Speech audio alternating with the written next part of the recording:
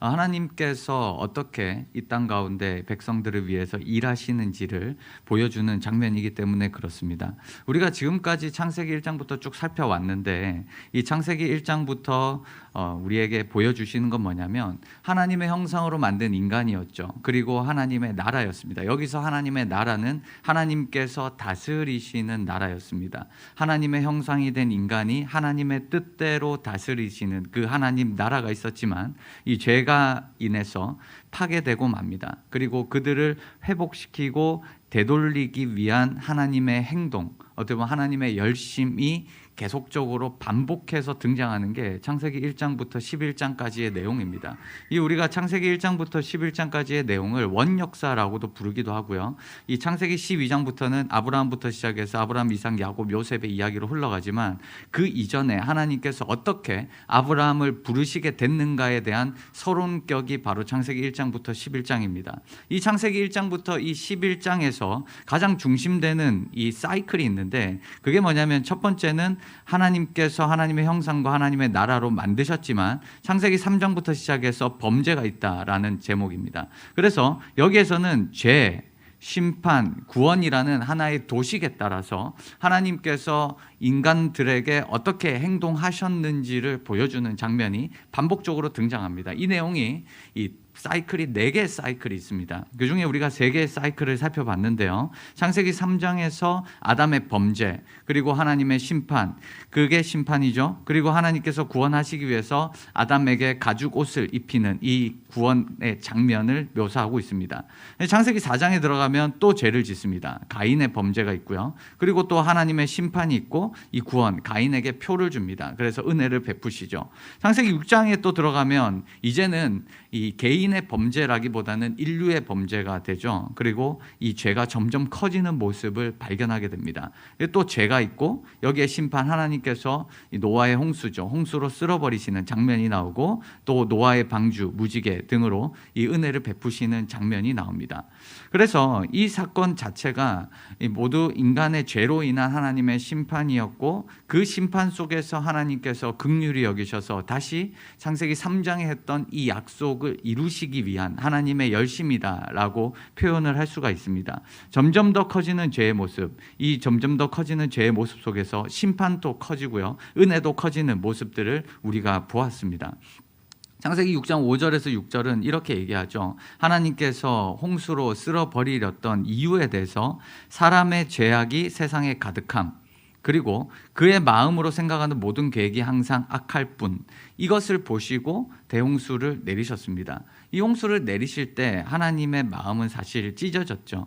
땅 위에 사람 지으셨음을 한탄하사 마음에 근심하시고 하나님은 결국 대홍수 심판을 고뇌하다가 결단하시게 됩니다. 사실 이 심판은 하나님에게도 엄청난 아픔을 준 심판입니다.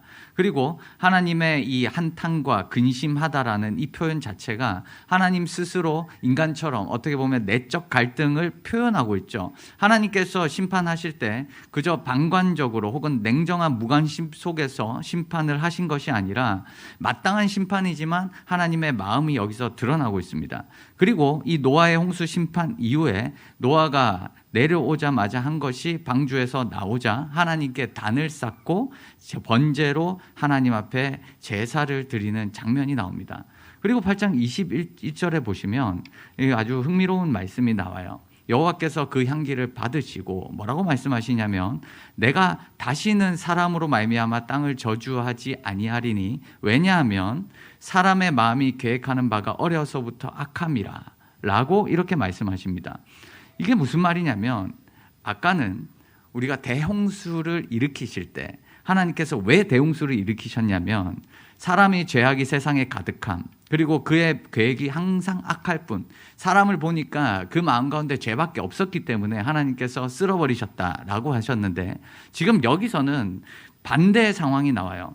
하나님께서 지금 심판을 포기하시는 이유로 똑같은 근거를 가지고 오십니다. 왜? 사람의 마음이 계획하는 바가 어려서부터 악하다. 그 악했기 때문에 이제는 땅을 저주하지 않겠다라고 얘기하시는 장면입니다. 그러니까 대홍수라는 심판의 근거가 지금 여기 창세기 8장 21절부터는 어떻게 되냐면 심판을 포기하고 심판을 유보하는 근거가 똑같이 등장하는 거죠. 그러니까 이게 무슨 말이냐면 하나님의 공의가 세상을 향한 자비와 사랑으로 인해서 연기되고 어떻게 보면 공의와 정의를 뛰어넘어서 하나님의 은혜가 더 크다는 것을 여기에서 보여줍니다. 그래서 어떤 학자는 이 창세기 8장 21절의 내용을 하나님의 유턴이다라고 표현을 합니다. 하나님께서 마음을 바꾸신 거예요. 이것이 은혜다라는 겁니다. 그래서 이것은 어떤 학자들은 이렇게까지 얘기하는데 성경을 두 부분으로 나눈다면 창세기 8장 21절 이전과 창세기 8장 21절 이후다. 왜냐하면 창세기 8장 21절 이전까지만 하더라도 하나님은 공의와 정의 하나님이셨습니다. 하나님께서 사람을 보실 때 죄로 인해서 타락한 인간을 심판하실 수밖에 없었지만 창세기 8장 21절부터는 이런 인간의 모습 속에서 긍휼함, 하나님의 인자하심, 하나님의 선하심을 드러냄으로 말미암아 이제는 너희가 악한 거를 내가 알기 때문에 심판하지 않겠다라고 이렇게 바꾸시게 되는 거죠. 이게 하나님의 유턴이라는 거예요. 이게 이제 여기서부터 하나님의 은혜가 시작된다라는 겁니다. 그래서 창세기 이제 9장부터 넘어가면 노아의 홍수 이후부터 이 바벨탑 사건까지가 나오는데 노아의 홍수 9장 이후부터는 하나님께서 유턴하십니다. 마음을 바꾸셔서 무지개를 주시고 그 다음에 너희를 이제 물로는 쓸어버리지 않겠다라고 약속하시고 그 다음에 인류에게 다시 한번 너희가 땅을 충만하게 하고 다스리라라는 명령을 노아의 가족들에게 주게 됩니다. 그리고 노아의 가족들이 하나님께서 명령하신 것처럼 굉장히 번성하는 장면이 나옵니다. 그 장면이 창세기 10장이에요. 창세기 10장에 가면 노아의 아들 야벳과 함과 셈의 족보가 나옵니다. 노아의 아들 셈과 함과 야벳의 족보는 홍수에 그들이 아들을 낳았으며 이 사람들을 한 명 한 명 다 세알려 보잖아요. 몇 명이냐면 70명이에요. 정확하게 70명입니다. 이게 뭐냐면 70민족의 이제 등장입니다. 여기서 이 민족들은 70민족인데 왜 70명일까? 왜 70민족밖에 없었을까? 이런 생각을 하게 됩니다. 고대 근동에서 특별히 서부 셈족의 이 종교 환경 속에서는 70이라는 숫자는 굉장히 중요한 상징적인 역할을 하는데요. 예를 들어서 우가리 문헌 같은 이 우가리 문헌에 보면 신들의 총회에 몇 명이 등장하냐면 신들의 회의예요. 천상회의죠. 거기에 70명의 신이 등장을 합니다. 그리고 바알 신화, 이 고대 근동의 이 우가리 문헌과 더불어서 바알 신화를 보시면 이 바알 신화에도 신이 몇 명이냐면 70명이에요. 총회에 참석한 이 70명의 각자의 신들이 어떤 거를 맞냐면 특별한 어떤 자연현상이나 사회적 기능이나 혹은 인간의 삶의 일부를 관여할 수 있는 역할을 하는 70명의 신들이 있다라는 거예요. 그 말은 뭐냐면 고대 근동 사람들의 세계관 속에서 이 70이라는 숫자는 신적 권위이기도 하고요. 민족의 대표성을 띠기도 합니다. 그리고 이 공동체의 완전함을 상징하는 숫자이기도 합니다. 그래서 창세기 10장에서 이 노아의 자손들을 얘기할 때 70명을 얘기했던 거는 이 70명이 인류의 모든 인류의 대표를 나타내는 것을 상징하기 때문입니다. 그래서 이거를 근거로 해서 유대교 같은 경우는 유대 전통에서는 70은 전 인류를 대표합니다. 그리고 이게 성경 곳곳에 흔적으로 남아 있어요. 예를 들어서 민수기 11장 같은 경우에 여호와께서 모세에게 장로와 지도자를 세울 때 몇 명을 세우냐면 70명을 세웁니다. 출애굽기 24장에 보시면 모세가 이스라엘 장로 70명과 함께 하나님 앞에 올라갑니다.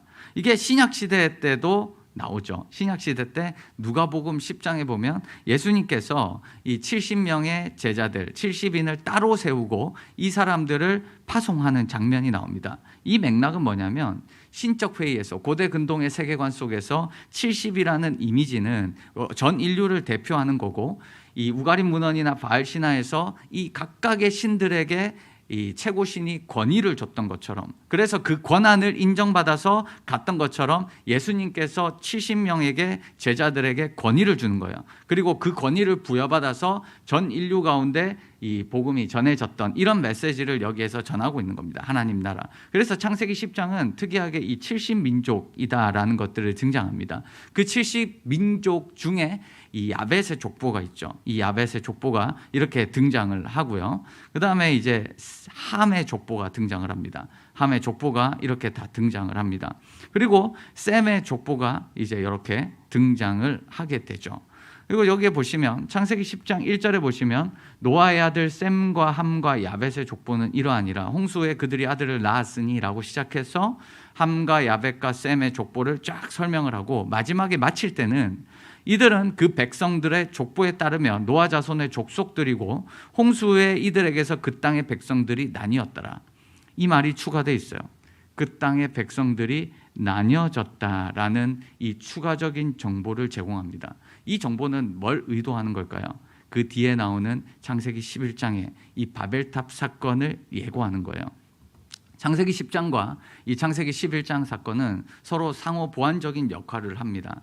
무슨 말이냐면 창세기 10장에서의 이미지는 어떤 이미지가 있냐면 노아의 자손들을 향한 하나님의 축복입니다. 하나님께서 번성하라 하셨고 다스리라 하셨고, 그래서 이 노아의 가족에게서 이 민족이 나왔다라는 어떤 이 세계관을 여기에서 보여줍니다. 근데 창세기 11장의 사건은 조금 다릅니다.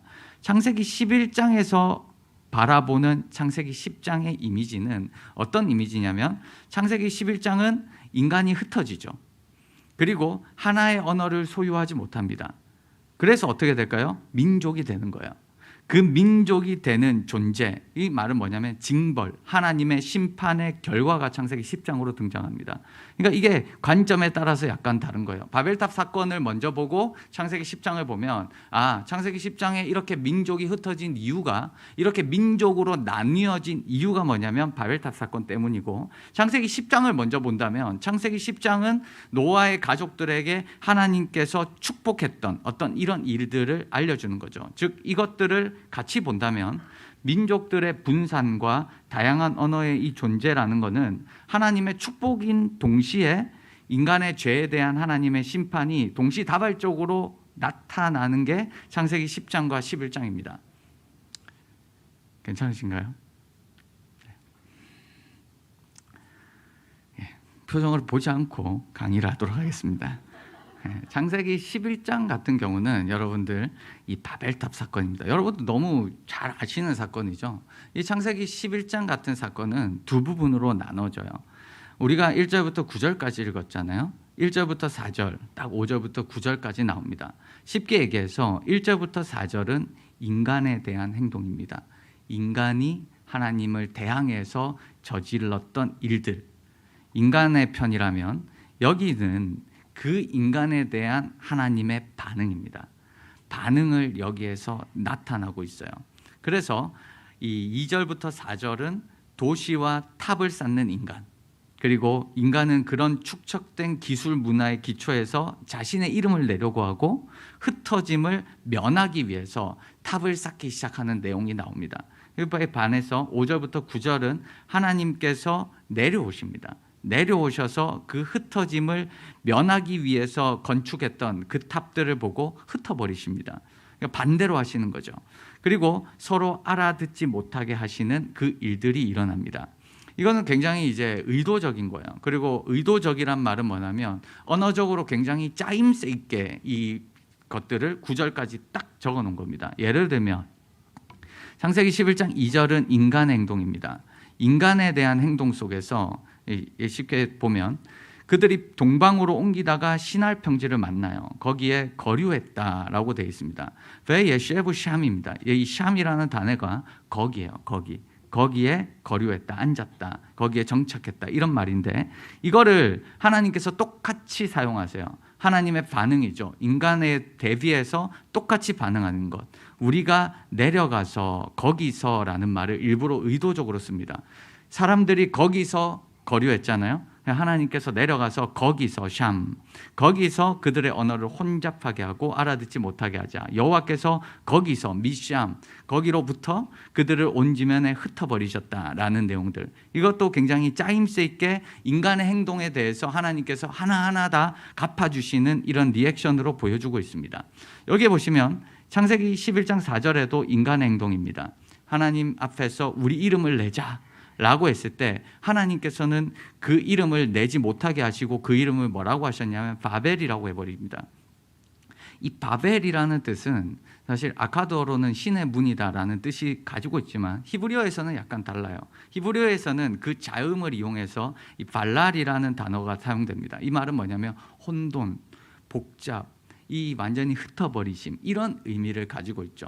인간들은 이름을 내고 하나가 되려고 했고 흩어짐을 면하려고 했지만 하나님께서는 그 이름 자체를 바벨이라는 단어로 사용해서 혼돈하게 하시고 복잡하게 하시고 흩어버리셨다라는 것들을 보여줍니다.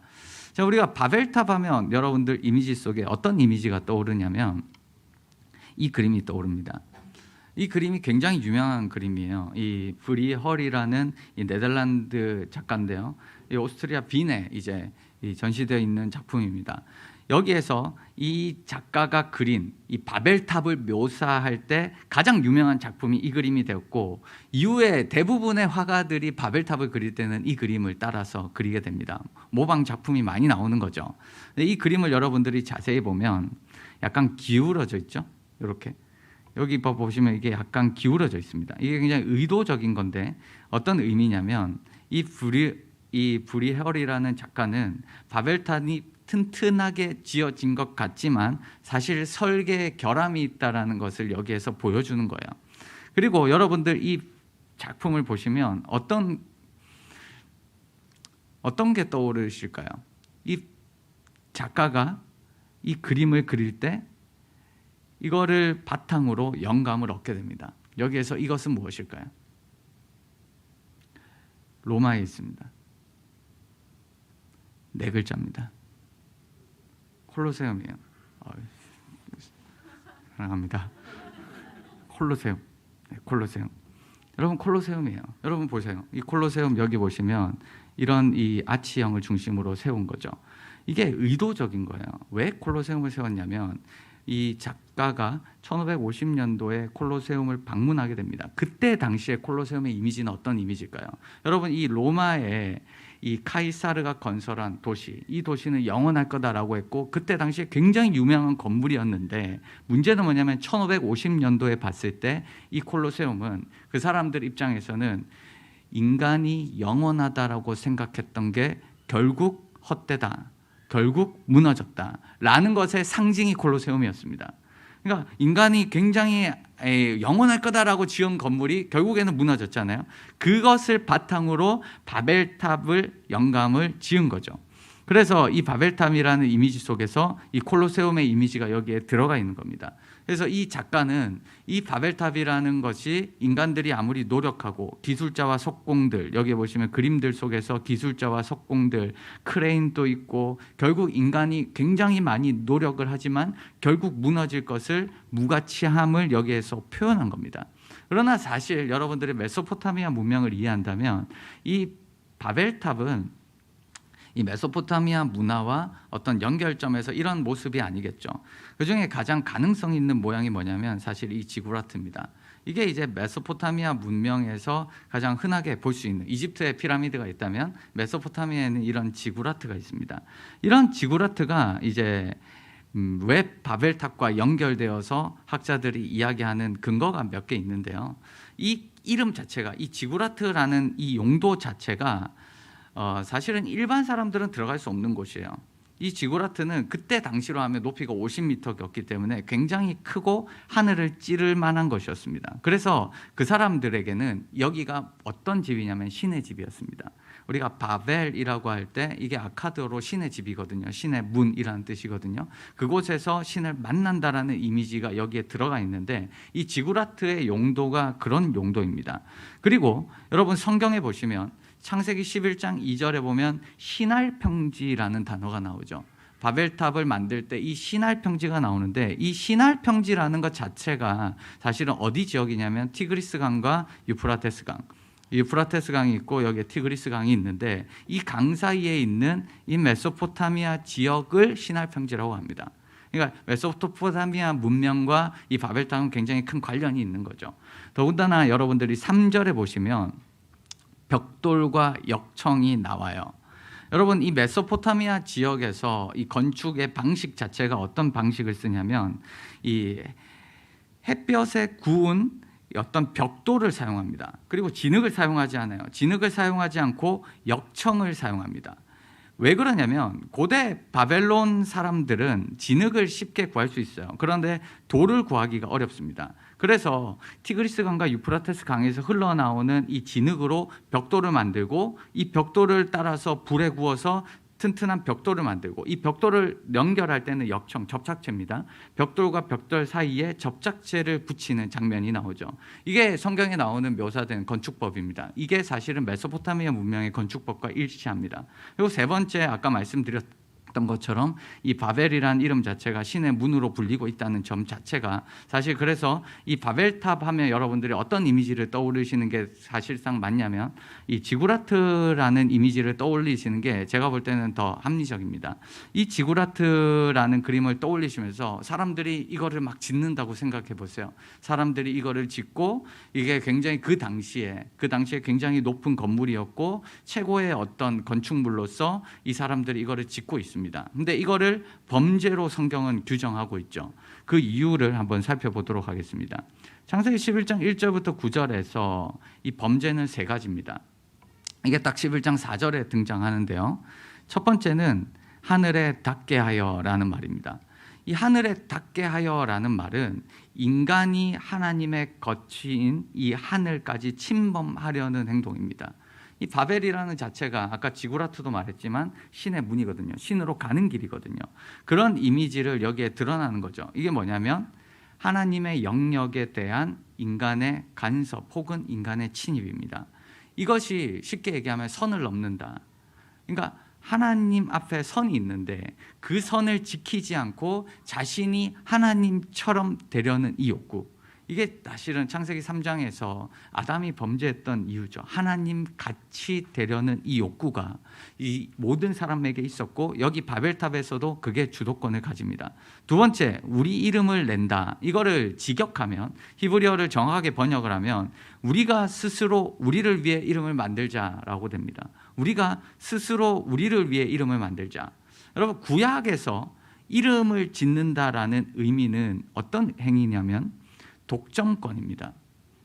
그러니까 이름을 짓는 거는 굉장히 중요한 거예요. 구약에서는 특별히, 당연히 지금 시대도 이름을 짓는 거는 굉장히 중요하지만 구약에서는 특별히 중요합니다. 상대방에 대한 독점권, 그리고 지배권, 그리고 소유권을 의미합니다. 아버지가 아들한테 이름을 지어준다는 것은 아들이 아버지 거라는 것을 표현하는 거예요. 그런데 지금 여기서 뭐라 하냐면 우리가 스스로 우리를 위해 이름을 만들자라는 것은 하나님의 지배와 간섭이 필요 없다라는 의미를 가지고 있습니다. 하나님의 존재 인정하지 않고 하나님으로부터 독립하겠다라는 표현이 지금 우리 이름을 내자라는 것들이 여기서 드러나는 거죠. 이게 하나님의 통치, 하나님의 나라라는 관점 속에서 보면 완전한 반역행위입니다. 하나님의 형상이라는 행위 속에서도 반역하는 행위죠. 세 번째, 온 지면에 흩어짐을 면하자. 이 흩어짐을 면하자라는 말은 여러분들 창세기 9장 7절에 너희는 생육하고 번성하고 땅에 가득해라, 그 중에서 번성해라 라고 했던 이 명령과 완전히 반대되는 말입니다. 더불어서 그들 스스로는 지금 노아 홍수를 겪었기 때문에 노아 홍수 이후부터 자신들이 스스로 흩어짐을 면하기 위해서 나의 안전한 방어책을 스스로 만드는 거예요. 하나님으로부터 방어를 구하는 것이 아니라, 안전을 구하는 것이 아니라, 야, 다음에 홍수가 오면 우리 스스로 한번 막아보자 라는 이 스스로를 보호하기 위한 행동입니다. 결론적으로 말하면 하나님의 말씀을 신뢰하지 않고 믿지 않고 스스로 안전망을 만드는, 그래서 하나님 앞에서 선을 넘는 사건이 바로 이 바벨탑 사건이죠.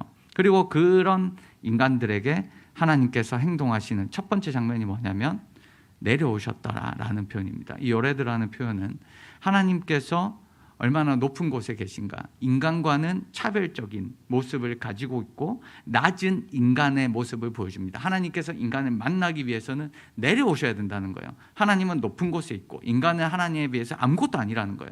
그래서 내려오시는 이 모습들, 그래서 여기에서 인간의 죄악의 모습이 하나님과 같이 되려는 이 아담의 모습을 여기에서 보여주고 있고, 이 모습 속에서 하나님이 심판을 하시는 장면이 바벨탑 사건입니다. 지금 여기서 우리가 창세기에서 계속 봤던 도식 자체가 뭐냐면 하나님께서 창조하셨지만 죄를 범하시죠. 죄, 심판, 그리고 구원입니다. 그러니까 창세기 3장, 4장, 6장, 9절에서 죄, 심판, 구원이 반복적으로 돼 있죠. 창세기 11장도 마찬가지입니다. 인류의 범죄입니다. 인류의 범죄. 스스로 하나님처럼 되려고 하는 그 속에서 하나님께서 심판을 내리시는 거죠. 성, 건축, 중지, 그리고 흩어버리고 언어를 혼잡하게 만드는 이 행위를 하시는 겁니다. 이 은혜의 도식 속에서 여러분들 여기는 뭐가 들어갈까요? 창세기 3장에는 가죽옷을 주셨어요. 은혜를 베풀어 주셨습니다. 구원을 주셨습니다. 창세기 4장에 표를 주셨죠. 창세기 6장부터 9장까지는 노아의 방주를 주셨고 무지개를 주셨습니다. 창세기 11장에서는 어떤 게 등장을 할까요? 이게 바로 창세기 12장과 연결되는 아브라함의 부르심입니다. 그럼 아브라함의 부르심은 이 선택과 소명 자체가 하나님의 새로운 구원 행동의 시작으로서의 아브라함의 부르심입니다. 목적은 똑같죠. 목적은 하나님의 형상과 하나님의 나라라는 이 창조 시대, 창세기 1, 2장에 등장하는 이 창조를 회복하기 위한 관점이지만 지금부터 아브라함 시대로 넘어가는 이유가 여기에 등장을 한다라는 것을 여러분들이 이해를 하시면 됩니다. 그리고 창세기 12장에 딱 들어가면 아브라함을 부르실 때 아브라함에게 땅, 민족, 복 이런 조건을 내거세요. 땅을 줄게, 민족을 줄게, 너 복이 되게 할게. 그러니까 너 날 따라와 라고 했을 때 아브라함이 순종해서 따라갔다라는 내용이 창세기 12장부터 진행이 되는데 여기에서 땅과 민족과 이 복 자체가 사실은 창세기 1, 2장에 있었던 하나님의 나라라는 관점과 연결이 됩니다. 여기에서 너는 복이 될 거다라고 할 때 이 복의 근원에 대해서 얘기할 때는 신약 성경에 들어가면 이렇게 나오죠. 사도행전 3장에 보면 하나님이 그 종을 세워 복 주시려고 예수께서 세웠었다라는 내용을 여기 인용하면서 하고 있고 갈라디아서 3장에 보면 아브라함의 복음을 전하되 모든 이방인이 너로 말미암아 복을 받으리라.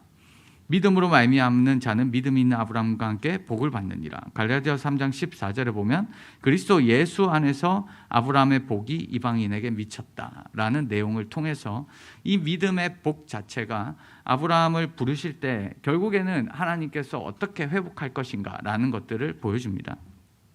그러니까 궁극적으로 지금 땅을 준다는 것은 어떤 의미가 있냐면 결국 구약 속에서 이렇게 성취가 되지만 하나님의 나라예요. 이 땅이라는 것은 이 굉장히 복잡한 개념입니다. 땅은 그냥 땅이 아니라 하나님의 선물이라는 개념도 들어갔고 하나님의 지배권이라는 개념도 구약 속에 들어가 있습니다. 그리고 그 땅은 하나님의 기업, 날라라는 이 기업이라는 개념도 들어갔기 때문에 이 기업이라는 개념은 너희가 범죄하면 언제든지 땅에서 쫓겨날 수 있다라는 것을 조건부로 깔고 있습니다. 그러니까 이 땅의 성취는 좀 더 복잡하지만 궁극적으로 볼 때 이 하나님 나라와 연결이 됩니다. 하나님께서 다스리시는, 통치하시는 영역. 그래서 우리가 교회 생활하고 우리가 신앙 생활하고 우리가 기도할 때 하나님 나라를 세우기 원합니다 라는 이 모든 고백 속에는 뭐가 돼 있냐면 하나님께서 통치하시는 영역 속으로 이 모든 영역이 변하기를 원합니다. 첫 번째는 내가 되겠죠. 나 자신이 하나님의 지배권을 받게 되고 그리고 나로 인해서 주변에 하나님의 영향, 하나님의 지배권, 복음을 받아들인다, 예수 그리스도를 믿는다라는 것은 이런 개념이 포함된 거죠. 하나님의 지배 안에 우리가 들어가 있고 하나님의 통치를 받는 곳입니다. 그래서 우리 가정이, 우리 교회가 내가 있는 모든 영역이 하나님 나라가 됩니다라는 영역으로 연결이 됩니다. 그리고 두 번째는 이 하나님의 백성, 후손을 주겠다. 이게 하나님의 백성이라는 이미지 속에서는 하나님의 형상이라는 이미지가 함께 들어가 있습니다. 하나님의 백성이라면 하나님의 법을 따르는 종족이고 하나님의 백성이냐면 하나님을 닮아가는 존재라는 거죠. 그래서 이 하나님의 백성이라는 존재 자체가 여기에 들어가 있습니다. 세 번째로 복의 근원이다라는 말 자체는 그리스도를 통해서 우리가 구원받았다라는 말들 여기에 들어가 있는 겁니다. 그래서 이런 아브라함을 부르셨다, 이 바벨탑 사건을 통해서 아브라함을 부르셨다라는 이 도식 구조를 여러분들이 이해하실 때 아브라함을 부르신 이유와 목적을 알게 됩니다. 그리고 그 이유와 목적이 지금 우리가 신앙생활하는 이유와 목적과도 연결이 된다라는 점을 이해하게 되죠. 그래서 이 약속과 성취의 중간 시기를 믿음으로 산 사람들이 바로 족장시대 인물입니다. 아브라함과 이삭과 야곱. 하나님의 약속, 땅과 후손과 복의 근원이 되겠다라고 약속하셨지만 그 약속을 어떻게 이루십니까? 그 약속을 바라보면서 살았던 사람들, 그게 족장들이죠. 그리고 우리의 믿음의 선배들, 그런 수많은 사람들이 있는 거죠. 지금도 마찬가지죠. 얼레디 난예, 여러분들 잘 아시는 하나님의 말씀 속에서 하나님의 나라가 지금 임하였지만 그 임함과 하나님 나라의 이 마지막 성취되는 이 과정 속에 사는 사람들이 저와 여러분들 아닙니까? 저와 여러분들이 지금 약속과 성취의 중간 시기를 믿음으로 살아가는, 어떻게 살아가야 되는가, 이런 고민과 갈등 속에서 이 하나님의 부재, 그리고 하나님 앞에서의 이 간절함, 어떻게 보면 하나님 앞에서 하나님이 없는 것처럼 살아가는 이 세상 속에서 하나님을 믿음으로 살아간다는 게 뭔가라는 것들을 늘 갈등하고 또 감사하고 기뻐하고 하나님 앞에 예배드리고 우리의 마음을 하나님께로 돌이키는 어떤 이런 모든 여정이 우리가 지금 여기에 있는 겁니다. 이런 맥락에서 보면 지금 하나님께서 이루시는 아브라함, 이삭, 야곱, 요셉을 통해서 이루시는 일들이, 그리고 지금까지 창세기 1장부터 11장까지 바벨탑까지 하셨던 이런 모든 일들이 우리와 연결된다라는 거죠. 이게 동떨어진 내용이 아니라 지금 우리 속에서 하나님께서 일하시는 것들과 연결됩니다. 그래서 제가 창세기 1장부터 11장까지를 정리를 하면서 이거를 한마디로 표현한다면 하나님의 열심이다. 구원을 위한, 우리를 하나님 나라와 백성과 우리를 하나님의 형상으로 삼으시기 위한 하나님의 열심이 여기 안에 녹아져 있습니다. 그래서 바벨탑 사건은 사실은 인간의 교만과 좌절을 이 하나님 앞에서 굴복시킨 사건이고, 또 다른 표현의 양식으로는 인류를 구원하기 위한 하나님의 열심의 하나의 표현입니다. 그런 표현들이 우리 지금 이 시대 때 예수께서 이 시간 우리를 위해서 인류의 죄를 담당하시고 죽음과 부활을 통해서 우리 가운데 생명과 구원의 길을 여시고, 지금 우리 가운데도 뭐가 있냐면 동일한 하나님의 열심이 있다는 거예요. 하나님께서 그들을 구원하시기 위해서 열심을 베푸셨던 것처럼 지금도 우리의 삶 가운데 예수 그리스도를 믿고 따라가는 우리 가운데, 늘 좌절하는 우리 가운데, 마음이 변하는 우리 가운데 하나님께서 열심으로 우리를 이끌어 가시고 복음을 통해서 우리의 삶을 격려하시고 이끌어 나가시는 겁니다. 그런 면에서 하나님은 목자이시다라고 저는 여러분들에게 말씀드릴 수 있어요. 하나님의 열심이, 애정이 가득 있는 선한 목자시다. 그 선한 목자가 지금도 우리의 삶을 이끌어 가신다 라는 것들이 지금 우리 가운데 경험되어지는, 그리고 또 우리가 누릴 수 있는 가장 큰 행복이 아닐까라는 생각이 듭니다. 오늘 새벽에 잠깐 이런 말씀을 드렸어요. 집사님 좀 부탁드릴게요. 오늘 새벽에 이런 말씀을 드렸습니다. 하나님의 심판을 우리가 계속 묵상을 하고 있지만 이런 정의와 공의, 하나님께서 심판하시는 이 영역들 속에서 그 공의와 정의를 뛰어넘는 하나님의 은혜가 없다면 우리가 살아갈 수 있겠는가라는 생각이에요. 우리는 이런 생각을 많이 합니다. 하나님은 정의로우시고 공의로우시고 우리가 심판 안 받는 이유를 우리도 공의롭다 생각을 합니다. 우리도 예수 그리스도를 믿고 우리도 공의롭고 우리도 정의롭고 라고 생각하지만 사실은 대부분 착각이죠. 우리가 정의롭고 우리가 공의로운 게 아니라 사실 예수 그리스도의 피로 우리가 덮여져 있고, 하나님의 은혜가 6월절에 장자재앙을 피했던 것처럼 건너가게 하시고 심판을 유보시키시고 다시 한번 우리의 마음을 돌이키게 만들고, 창세기 8장 21절에 나왔던 것처럼 하나님의 유턴처럼 하나님께서 우리의 마음을 만지셔서 너희의 악함 때문에 너희를 긍휼히 여기셨던 그 하나님의 마음이 우리 가운데 지배하고 계시는 거죠. 그게 저는 이런 표현을 쓰고 싶어요. 정의와 공의를 뛰어넘는 하나님의 은혜다. 정의와 공의 하나님 좋죠. 그러나 그것을 뛰어넘는 은혜가 있습니다. 하나님의 애절함이 있고요, 하나님의 긍휼하심이 있습니다. 하나님의 선하심이 있고 하나님의 인자하심이 있습니다. 그 선하심과 인자하심과 긍휼이 우리를 지배하지 않는다면 우리는 언제든지 하나님 앞에서 내팽개치는, 그리고 언제든지 이 바벨탑을 세웠던 이 교만한 자들처럼 우리도 언제든지 우리의 마음이 그렇게 될 수 있다라는 점입니다. 오늘 우리가 한번 이 말씀을 생각하시면서 한번 같이 기도하기를 원합니다.